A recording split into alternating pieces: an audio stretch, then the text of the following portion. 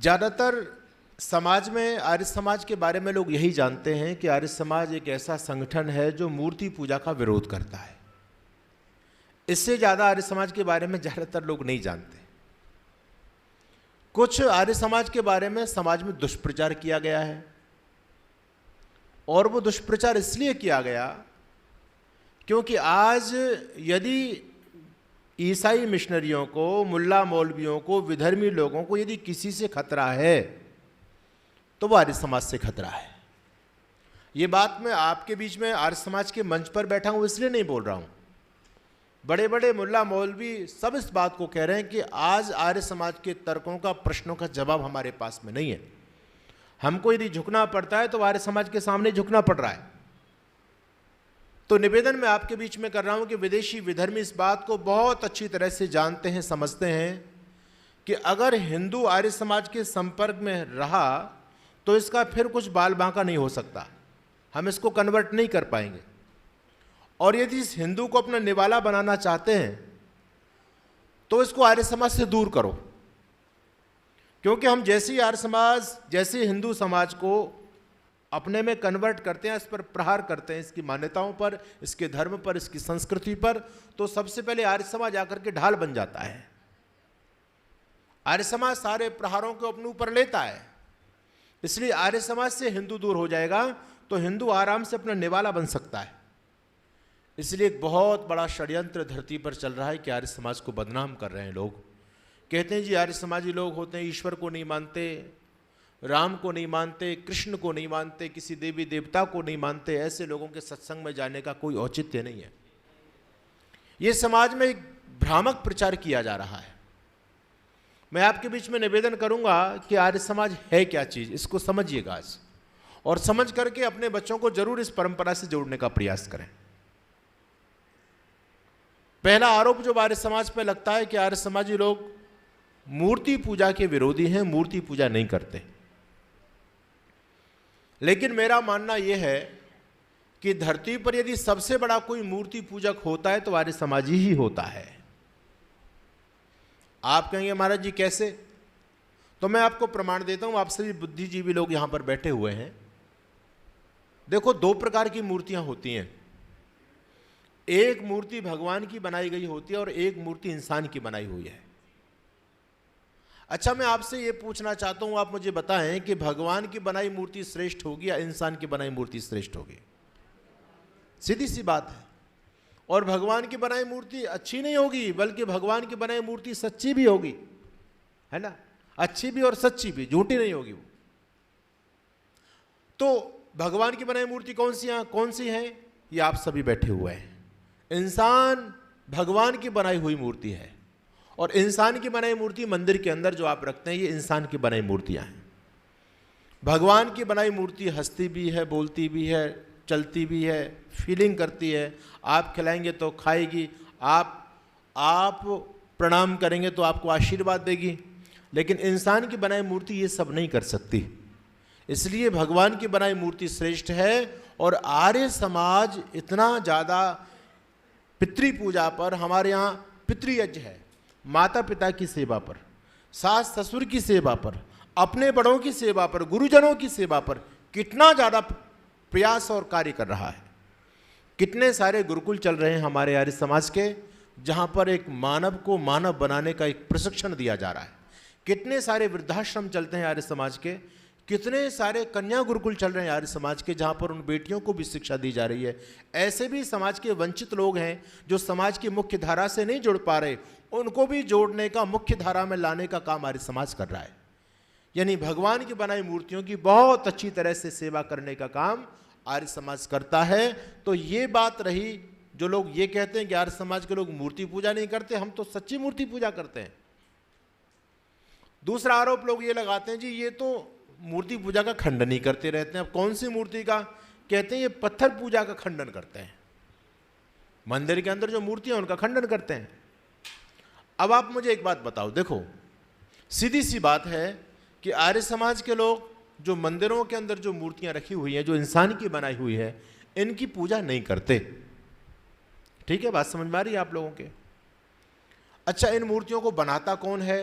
आर्य समाज के लोग तो बनाते नहीं, क्योंकि वो पूजा भी नहीं करते, तो वो बनाएंगे क्यों?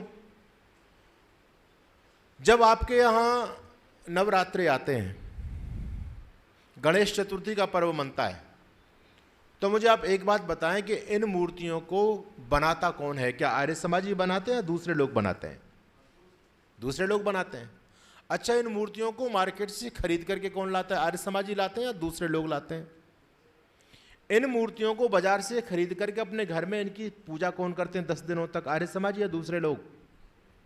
और 10 दिनों के बाद में उस मूर्ति को घर से उठा करके नगर पालिका के कूड़े के ढेर पर या किसी गंदे नाले पर फेंकने का काम आर्य समाजी करते हैं या दूसरे लोग करते हैं? आर्य समाज का तो कोई मतलब ही नहीं रहा। ना किसी आर्य समाजी ने ये मूर्ति बनाई, ना किसी आर्य समाजी ने ये मूर्ति खरीदी, ना कोई आर्य समाजी इस मूर्ति को लेकर के घर में आकर के 10 दिन तक उसको भोग लगाया, निलाया, और ना किसी आर्य समाजी ने इस मूर्ति को उठा करके 10वें दिन नगर पालिका के गंदे कूड़े के ढेर पर फेंक दिया।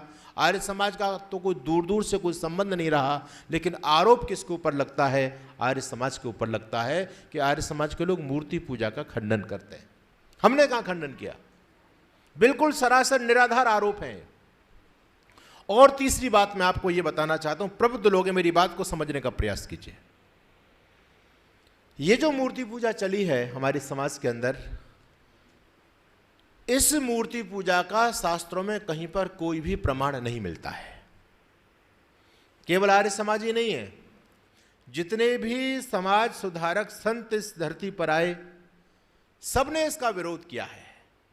हमने भगवान को केवल एक खिलौना बना लिया, आज सब इसका विरोध करते हैं। अच्छा बताओ, कबीरदास जी ने विरोध किया या नहीं किया? कबीरदास जी ने कितना बड़ा प्रहार किया, पत्थर पूजे हरि मिले तो मैं पूजूं पहाड़, कितना बड़ा प्रहार किया है। मूर्ति पूजा का विरोध किया नहीं किया कबीरदास जी ने? अच्छा, दादू जी ने किया या नहीं किया? दादू पंथी ने। और नानक देव जी ने किया या नहीं किया? गुरु नानक देव, जो पत्थर को माने देवा वाकी व्यर्थ गई सब सेवा, गुरु नानक देव भी विरोध कर रहे हैं। एक ओंकार सतनाम की बात गुरु नानक देव कर रहे हैं। एक ओंकार सतनाम, सच्चा नाम ओंकार, ये उसकी बात गुरु नानक देव करते हैं। आदि गुरु शंकराचार्य भी इसका विरोध कर रहे हैं। और तो और वर्तमान समय में संत समाज का शिरोमणि हम जिनको मानते हैं, स्वामी विवेकानंद जी महाराज, जिनकी खूब समाज में प्रशंसा होती है, उनकी पूजा करते हैं लोग, वो स्वामी विवेकानंद भी मूर्ति पूजा का विरोध करते हैं। अपने उनके लिटरेचर को आप पढ़ेंगे, वेदों में कहीं पर भी उल्लेख नहीं मिलता। ये तो बहुत नवीन चीज है। इसका विरोध केवल ऋषि दयानंद ने ही नहीं किया, बल्कि जितने समाज सुधारक धरती पर आए सबने इसका विरोध किया है। लेकिन ये आरोप आर्य समाज के सिर पर लगता है, स्वामी दयानंद के सिर पर लगता है। इस षड्यंत्र को समझने का प्रयास कीजिए। आश्चर्य की बात तो यह है कि हम लोगों को तो ये हिंदू समाज के लोग सनातनी नहीं मानते। कहते हैं जी हम सनातनी आर्य समाजी हैं, यही चलता है समाज के अंदर। कहते हैं हम सनातनी आर्य समाजी। क्या आर्य समाजी सनातनी नहीं है? उसको दूर करने का प्रयास किया जा रहा समाज से। आश्चर्य की बात यह है, इस समाज के अंदर ऐसे सारे अनेक पंथ चल रहे हैं जिन पंथों में हम हिंदू लोग अपने देवी देवताओं को मानते हैं, उन देवी देवताओं को बिल्कुल भी नहीं मानते। ऐसे बहुत सारे पंथ चलते हैं। लेकिन उन पंथों के बारे में आपने कोई व्यक्ति ये कहता हुआ नहीं सुना होगा कि हम सनातनी हैं, ये धन धन सतगुरु वाले हैं, हम सनातनी हैं, ये कबीर पंथी हैं, हम सनातनी हैं, ये नानक पंथी हैं। उनके बारे में कोई नहीं बोलता। आर्य समाज के बारे में सब बोलते हैं। जबकि स्थिति यह है कि आर्य समाज आपके सभी देवी देवताओं को मानता है, राम को भी मानता है, कृष्ण को भी मानता है। अभी मैं गुजरात के अंदर गया, वहां एक संप्रदाय चलता है दिल्ली में, जिनका बहुत बड़ा टेम्पल बना हुआ है, अक्षरधाम बना हुआ, आप सभी जानते हैं, गए होंगे आप सभी देखने। स्वामीनारायण संप्रदाय, वो स्वामीनारायण संप्रदाय के लोग आपके किसी भी देवी देवता को नहीं मानते, किसी को भी नहीं मानते। वो अपना अलग ही धर्म बनाने के लिए लगे हुए हैं, सबका बहिष्कार कर रहे हैं वो। लेकिन हमारा हिंदू उसको भी सनातनी कहता है। लेकिन एक आर्य समाज जो सबको मानता है, राम को मानता, कृष्ण को मानता, भगवान शिव को मानता, देवी सीता को मानता, भगवती दुर्गा को, सबको आर्य समाज मानता है, उसको कहते हैं जी ये तो आर्य समाज, ये सनातनी कहाँ है। कितना बड़ा षड्यंत्र धरती पर किया जा रहा है हमारे भोले भाले भाइयों को बहकाने के लिए, उनको टारगेट करने के लिए। मैं आपको आगाह करना चाहता हूं, ये एक विदेशी मिशनरियों का एक षड्यंत्र है कि आर्य समाज से हिंदू समाज को कैसे दूर किया जाए। पंडित मदन मोहन मालवीय हिंदू समाज के शीर्षस्थ नेता थे, जिन्होंने काशी हिंदू विश्वविद्यालय की स्थापना की। पंडित मदन मोहन मालवीय का जब अंतिम समय चल रहा था, रुग्णावस्था में थे, शैया पर पड़े हुए थे, लोग बड़े हताश निराश भाव से पंडित जी के पास में पहुंचे। लोगों ने कहा, पंडित जी महाराज, आपने हिंदुत्व की बहुत बड़ी सेवा की है और आप अब कुछ दिनों में दुनिया से चले जाएंगे, अशक्त हो गए हैं, हम हिंदू लोगों की रक्षा कैसे होगी, अब हमारा रखवाला कौन है? तो पंडित मदन मोहन मालवीय अपने सिरहाने से पुस्तक निकालते हैं, सत्यार्थ प्रकाश, और कहते हैं मेरे बाद में ये सत्यार्थ प्रकाश तुम्हारे हिंदुत्व की रक्षा करेगा। जब तक सत्यार्थ प्रकाश धरती पर है, तब तक कोई विदेशी विधर्मी आपके धर्म पर, आपकी संस्कृति पर कोई प्रश्न चिन्ह पैदा नहीं कर सकता। ये आर्य समाज है, सब इस बात को मानते हैं। अभी मैं फरीदाबाद के अंदर कार्यक्रम में था, एक बहुत बड़े देश के पत्रकार सुरेश चौहान के, जो सुदर्शन न्यूज के मालिक हैं, वो इस बात को कह रहे थे कि आज हम सनातनी लोगों के पास में सबसे कुछ तार्किक कोई पुस्तक है जो हमारे धर्म और संस्कृति की रक्षा करने में हमारी मदद कर सकती है, तो वो पुस्तक है सत्यार्थ प्रकाश। और मैंने अपने जीवन में लगभग 3000 पुस्तकें सत्यार्थ प्रकाश की बांटी हैं, और अभी मैं दिल्ली पुस्तक मेले से आया हूं, मैं बहुत सारे सत्यार्थ प्रकाश लेकर के आया।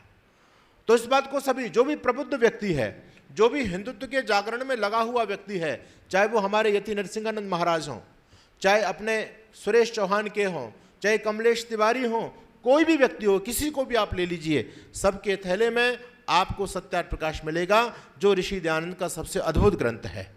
तो आपके सनातन धर्म की रक्षा होगी तो इस आर्य समाज के मंच से होगी।